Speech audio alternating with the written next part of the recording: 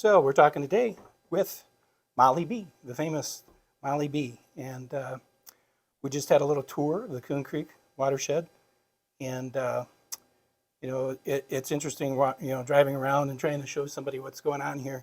There's a lot to absorb, but just want to go back a little bit about you. Had a TV show on the rural TV channel, and been in movies, and but you have a connection here also. You grew up in Minnesota, so you've got a Midwest connection. This is home in general.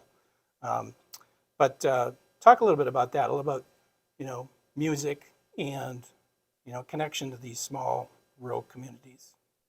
Okay, so first of all, I am a small town girl.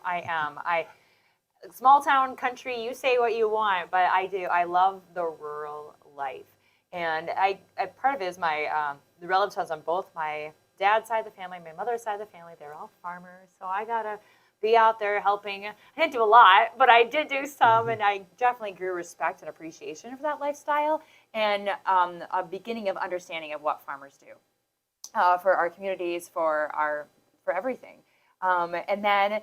So Spring Grove is a little Norwegian town as well. So we got a little Norwegian happening in both of our towns. So I got exposed to that culture and I grew appreciation for that as well. So you mentioned, you talked about music, and music has been a big part of my life. It not only tied me to my community when I was younger, and to my family, but it also created this community way beyond my family. I almost refer to it as a family versus a community. No matter where I went, I always felt like I had a family surrounding me because this music that spoke happiness, that brought people in. And so wherever I played in the tri-state area, because that's all I played when I was younger, it was basically the tri-state area.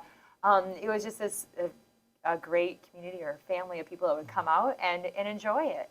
And as I have expanded, now playing nationwide and have a nationwide TV show, it's interesting how much still these people come out and they support in the same way they do as if I was performing just in the small town Iowa again. Yeah, it's interesting how that translates to a bigger audience. Yes. Yeah, having grown up in a small town, and I watched you did a documentary on PBS about kind of the history of polka, and it didn't really occur to me that like you said that it's a very happy form of music, right?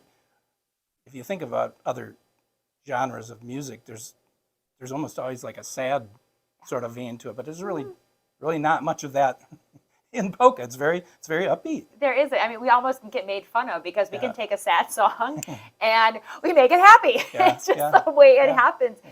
And people come expecting to whatever, blah, blah, blah.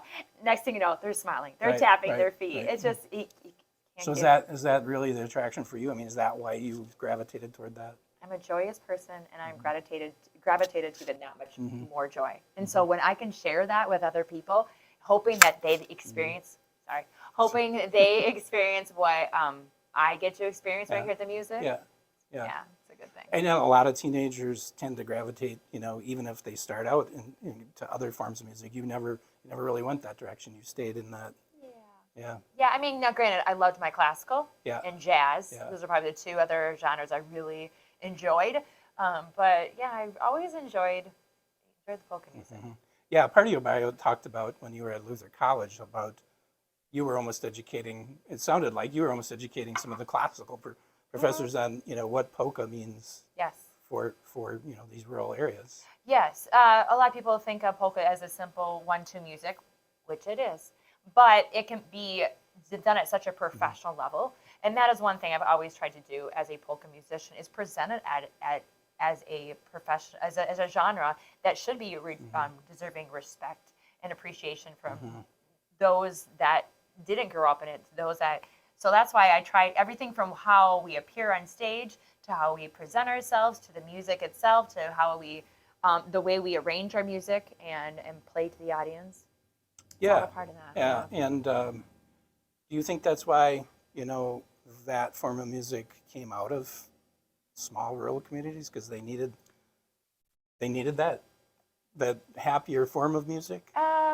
Actually, well, I'm going to go back a little bit in time here. So I know you referred to earlier today before we were on camera it is back in how the music came from Europe, and then Right. when it was in its hype, that's when the immigrants were coming over from Europe, and so they brought this music with them. And then it became a music of the common people, the people that the farmers that came over. Um, and so people they always say often roll up the rug in the barn or the house, and they had these small house parties, and that's how a lot of this music remained for several years.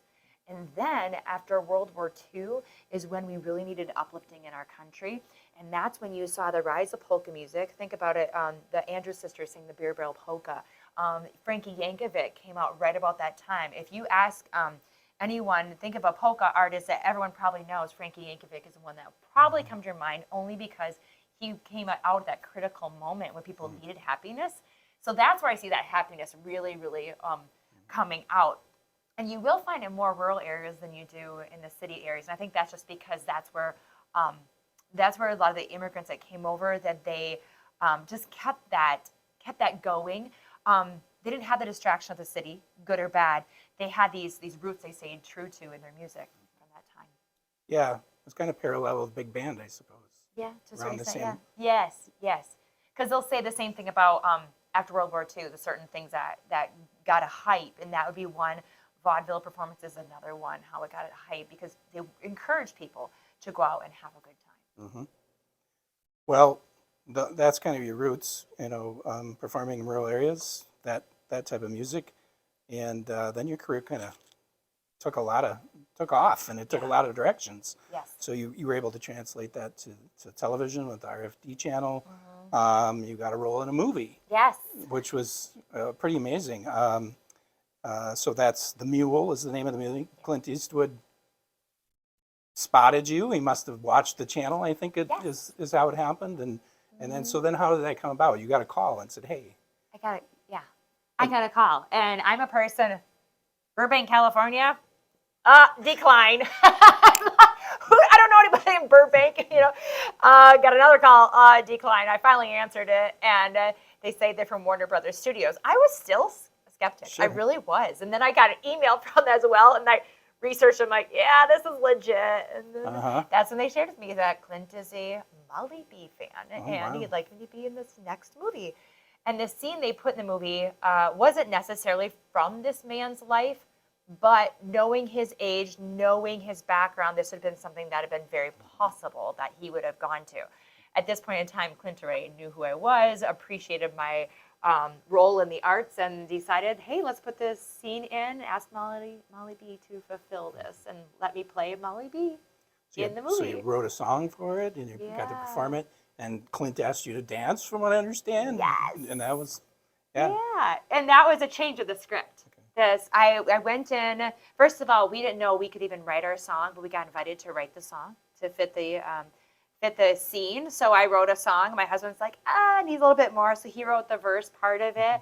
And then when we got down there, we were dancing, and there was an actress that was there, and she was playing the part of the pretty girl. Because I read the script. I knew what was supposed to be going on. Well, about 3 o'clock, 4 o'clock in the afternoon, Clint goes to the director, and the director came up. He said, well, we're going to change things. Clint is going to dance with you now. I'm like, but I got to play and sing. How are we going to make this work?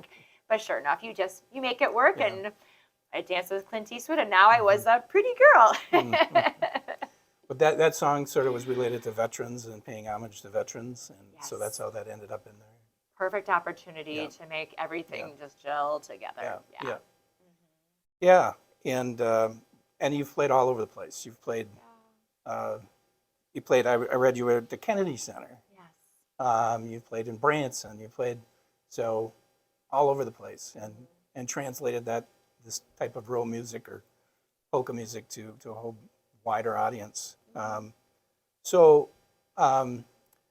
Bring this to this place and where we are, and we took a tour earlier, got to see some of the watershed, a lot of information to absorb. There's a lot happening out here.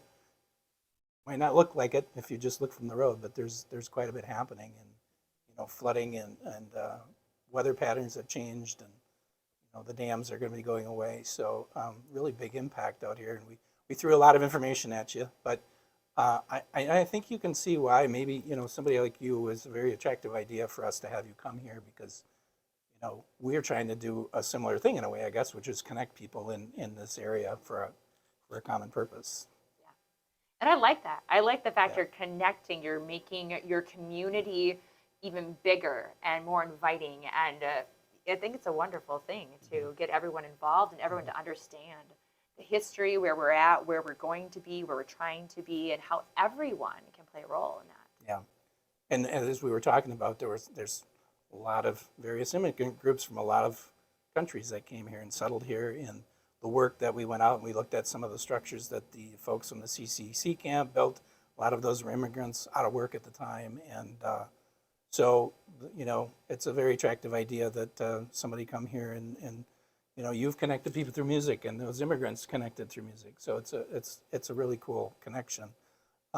So what having toured, and I know it's a lot of information, but what did you see when we went out and toured, and what did you think of everything we showed you? Well, it was good I'm familiar with terraces and I'm familiar with Yeah. different things, but it was nice to actually see them and see the fields that had them and the fields that didn't have them. And it was just very interesting seeing that. It was also interesting going to the water drop, did I say it correctly? And to understand that. And as I even asked you a few questions when I got back in the vehicle, like, well, doesn't this create a ravine, but yet it's with steps? And so, as Tucker was saying, it's, yes, you're going to have this water going, but rather than running down a hill, it's going to be walking down this hill. And looked at it that way. The other part, just seeing what 2018 rain did in creating these big ravines, and that was very, very interesting. All that was. But I enjoy getting involved in rural communities. I enjoy getting involved in the farming community. There's so much. It's so important, and that's, if I'm going to dedicate some time to something, this is definitely something I want to dedicate my time to. And like we were talking about earlier today, previous generation, like that connection through music and dancing and coming together and just having some happy moments. This is a lot of heavy work, but it's also nice to be able to come together and celebrate what you're doing at the same time. Yes, wholeheartedly. I think that's always important. Yeah. It is important to educate yourself. It's important to be realistic, but at the same point, it's really important to celebrate the joy that is present, the joy that you can bring, just bringing a community together, and then add music on top of that, and wada bing, it's a little perfect combination. So it should be hopefully the weather cooperates, but it's going to be early spring. People are going to feel like getting out. Be right down by the Coon Creek, and should be a beautiful day. So hopefully be able to bring people together. We'll have a market there, and music and beer. There you go, good combination. Yeah. So all right. So May 4th. Looking forward to it. Appreciate you coming out, spend the time with us. You're welcome. Thank All right. you.